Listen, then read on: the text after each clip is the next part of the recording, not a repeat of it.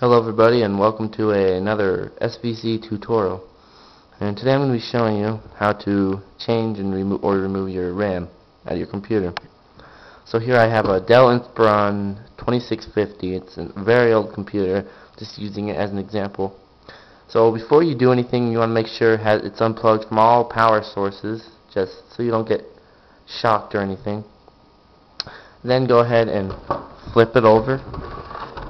I'm going to have some trouble doing some stuff because I'm holding the camera with one hand, so just bear with me.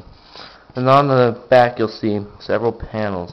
There'll be a battery panel, and if you have an internal modem, there might be one there too. So I have my RAM panel here, and you can unscrew it with a smallish screwdriver and then take that off like that. So there's my internal modem, which I don't use because it's broken, because I don't know, I just don't use this computer. And here's your RAM. So there's two prongs on the sides of your RAM, one here and one here. So you want to just go ahead and split those, just pull them apart until the RAM pops up just like that. So the RAM will be popped up, and you can go ahead and slide that out and set it aside, and then if you have your other RAM, you can use that.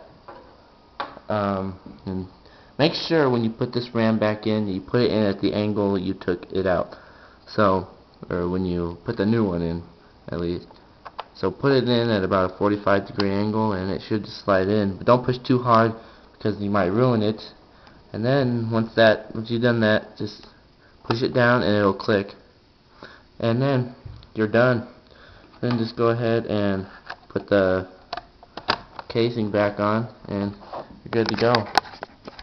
So thanks for watching, and make sure you subscribe, rate, and comment, and also send me a message requesting a tutorial. It can be anything computer related though, and it can be external like this video here, or it can be internal like on the computer screen.